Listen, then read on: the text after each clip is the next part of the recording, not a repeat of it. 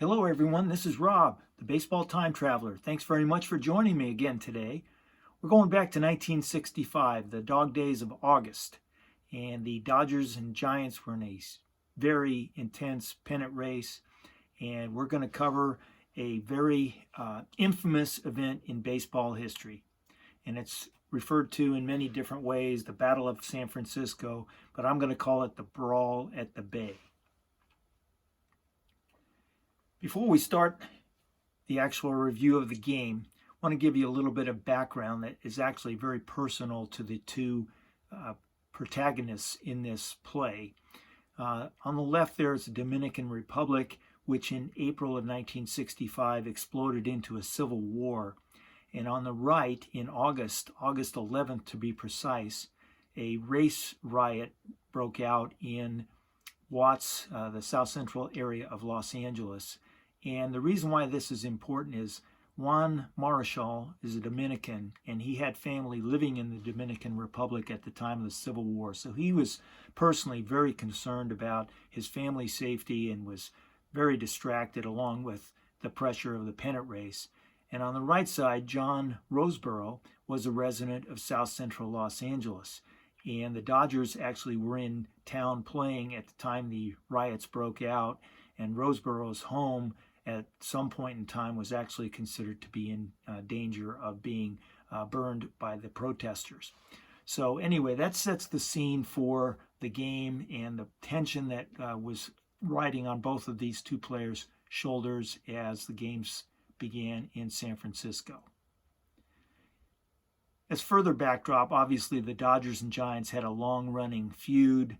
Their rivalry is historic and is something that any Dodger or Giant fan can certainly appreciate, whether it was in New York as part of the New York Giants and Brooklyn Dodgers, or the San Francisco Giants and Los Angeles Dodgers. He even wrote a book about it, Baseball's Fiercest Feud. Now we'll just take a look at some of the cards and give you a little background in the game. At this point, the Dodgers are 72-51. They lead the Giants by a game and a half. And I'm going to show you some of the cards as we go here. Here's the Dodger team card. And the Dodger manager is Hall of Famer Walt Alston. And for the Giants, their team card here in 1965. And the Giants were managed at this point by Herman Franks, who had been a longtime coach with the New York Giants and came out to San Francisco and assumed the manager role from Al Dark. Okay, now we'll get to the game. It's a Sunday, and I personally watched this game with my grandfather. And my grandfather, to put it in historic context, was born in 1888, and he was a longtime New York Giants fan. He had the privilege of watching players like Christy Mathewson, through Babe Ruth, Mel Ott, Carl Hubble, Bill Terry. I could go on and on with the historic games that he was able to see. He lived in the Bronx, went to the Polo Grounds. He used to relate to me stories about that. And he and I became very ardent San Francisco Giants fans, as I was only 10 years old at the time of this game, but I was in his apartment with my grandmother, and we were watching the game, and it was quite a game to watch as a 10-year-old. Vin Scully, longtime Hall of Fame broadcaster for the Los Angeles Dodgers, called the game on TV, and the gentleman there to his left is Jerry Doggett, who was his sidekick. And when games were televised, Scully would typically do 3 innings at a time, and then he would transfer over to the radio call, and Jerry Doggett would come in and make the TV call, and they switch back and forth throughout the course of the game. This game, the big incident took place in the 3rd inning, so Vin Scully was on the call for that particular incident. Here's some of the Giants warming up, taking some swings before the start of the game. You'll see Willie Mays there and Willie McCovey. Now we'll take a look at the starting lineup for the Dodgers. And we'll show you the cards as we go here. Here's Maury Wills in his 1963 Fleer card. third base, Jim Gilliam.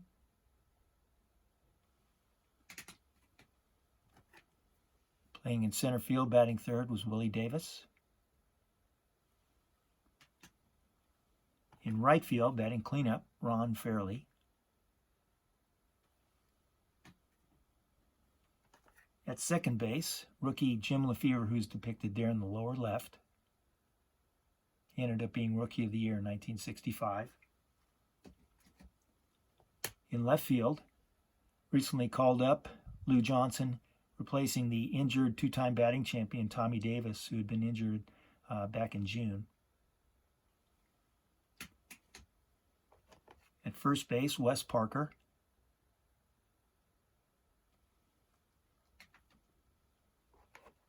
At catcher, John Roseboro.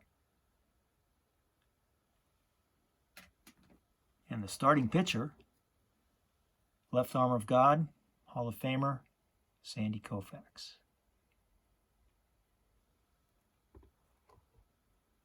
Now we'll move to the Giants starting lineup. A gentleman who started at shortstop, leading off, was only playing, I think, a week or two before this game, Tito Fuentes.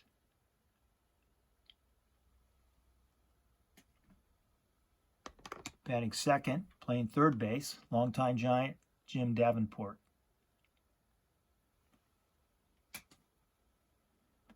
Batting in third, Willie McCovey, future Hall of Famer, one of my favorite Giants. And batting cleanup, my childhood hero and the guy I was watching intently during the course of this game, Willie Mays.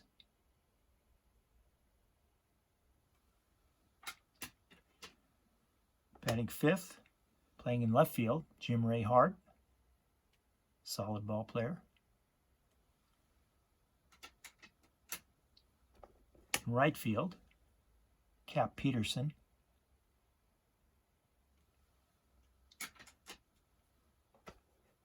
Second base, Hal Lanier, who's probably known to most of you more as a manager, successful manager, but he had a decent playing career for the Giants. At catcher, Dick Pertell.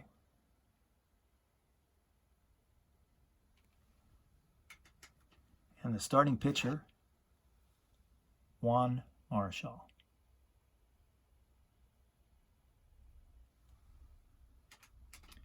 All right, so the starting pitchers coming into the game, Sandy Koufax was 21-4. Juan Marichal was 19-9, but he was leading the league with a 1.73 ERA at this point in the season.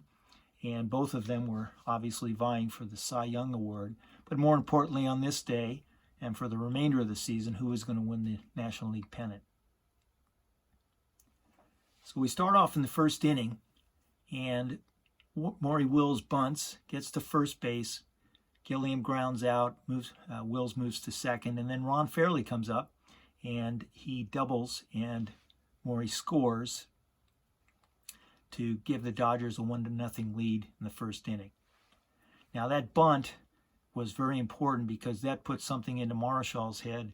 You have to back up just a couple of days here. The Giants and Dodgers were in the final game of a 4-game series, and the Giants had won 2 of the 3 thus far in extra innings, and there was a lot of tension. In fact, there was a minor scuffle on Friday, but Saturday was a clear game, but Sunday tensions were very high, and this was just kind of the beginning of a build-up through the next couple of innings. And the two guys that really caused the issue or started the issue, when Wills bunted, that kind of lit Marichal up. So what he did when Wills came up in the second inning, Marichal threw high and tight. Wills went to the deck and then ultimately grounded out. But then Fairley came up in the next inning, and he was thrown high and tight and hit the deck. So now we've got the stage set for Willie Mays to come up, and Sandy Koufax was in a position where he had to do some kind of retaliation. But Sandy was a very good-natured guy, really hesitated. He did not like throwing at guys, unlike his teammate Don Drysdale, who was kind of renowned for it.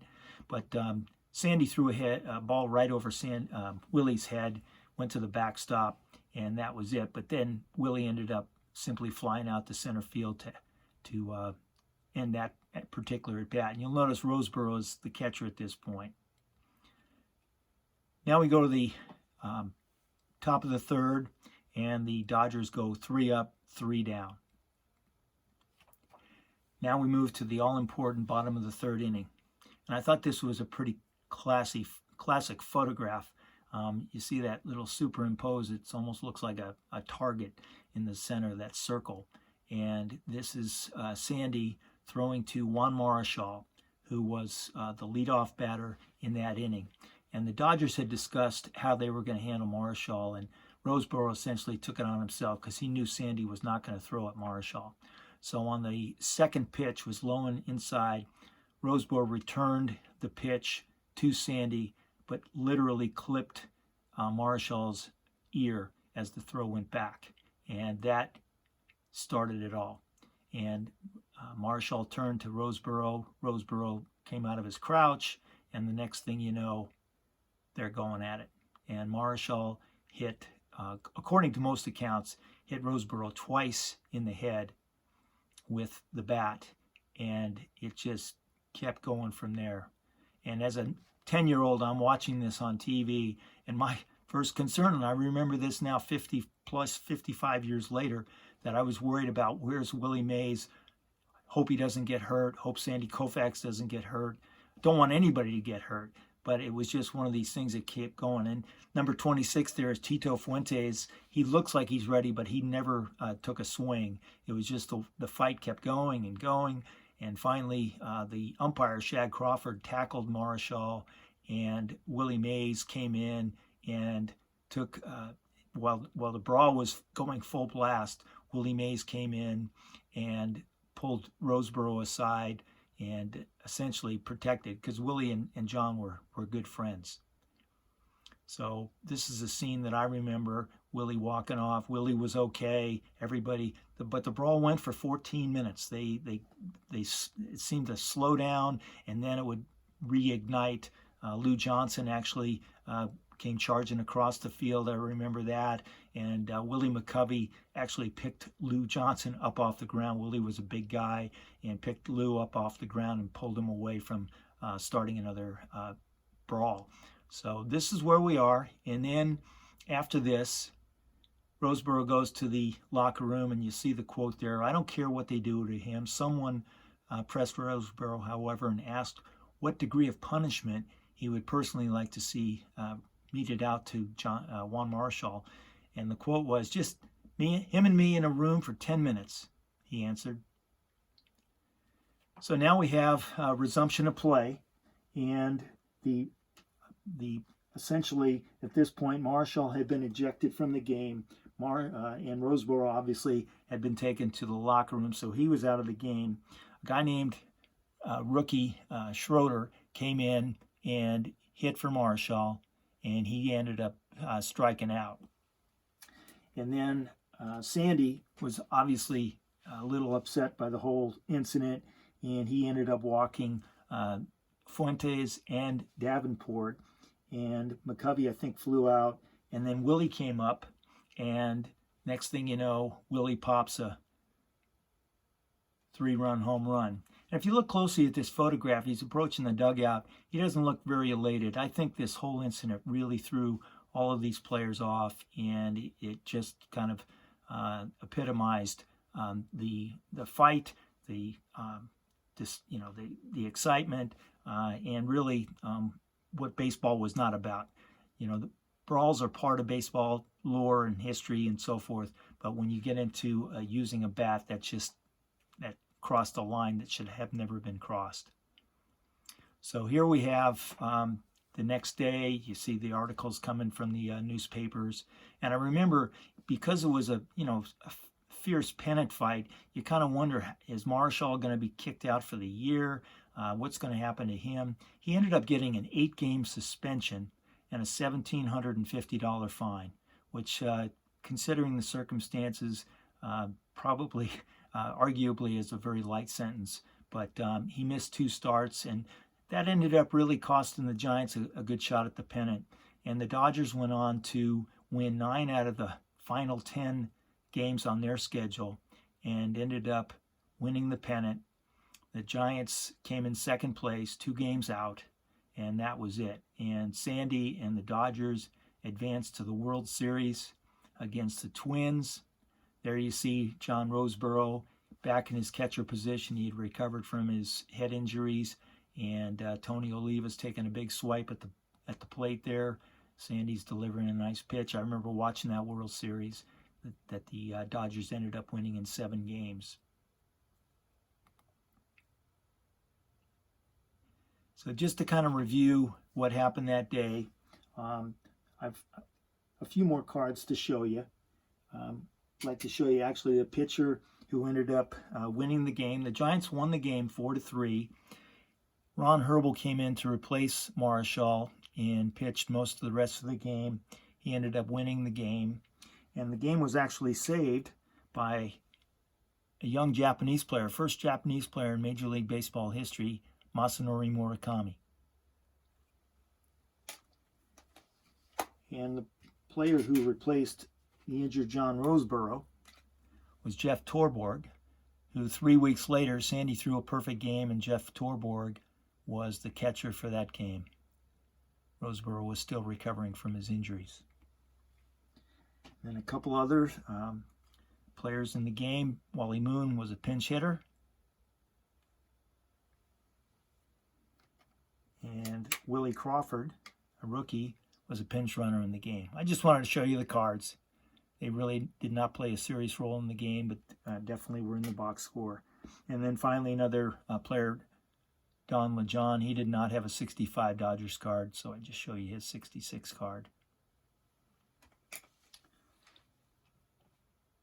And as it turns out, the sad part of August 22nd ended up years later in a good place.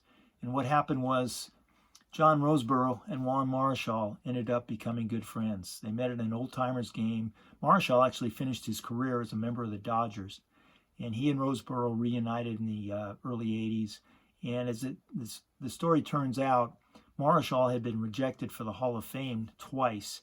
And Roseboro apparently made a call into the writers at the time and really pushed hard for Marichal, because Marichal and Gibson, when they were on the ballot at the same time and have virtually identical statistics. Gibson gets in, Marichal does not. But after apparently Roseboro put in a good word, Marichal ended up being elected in the early 80s. I think it was the class of 83. And then to further the story, they both became good friends afterwards. There was definitely apologies. Roseboro did admit that it was an intentional act, that he threw the ball and hit Marichal in the ear, but they ended up becoming lifelong friends. And as it turns out, Marichal delivered the eulogy at John Roseboro's funeral and was an honorary pallbearer. So it was a good end to an infamous event, but I wanted to present that to you today. I hope you enjoyed it, and I will look forward to seeing you next time on another travel back in baseball history. Take care, everyone.